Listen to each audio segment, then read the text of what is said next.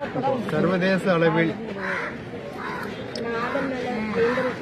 இந்தியாவின் சார்பாக கபடி விளையாட்டுக் குழு பஹ்ரைனில் சமீபத்தில் நடந்தது. அதிலே இந்திய அணி சார்பிலே அந்த அணியினுடைய துணைத் தலைவராக, துணை கேப்டனாக பதவி வகித்து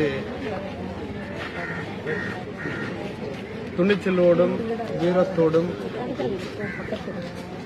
விளையாடி இந்த நாட்டிற்கு பெருமை சேர்த்திருக்கின்ற தமிழகத்தினுடைய, குறிப்பாக சென்னைக்கு புறநகரில் இருக்கின்ற கண்ணகி நகரை சேர்ந்த சகோதரி கார்த்திகா அவர்கள்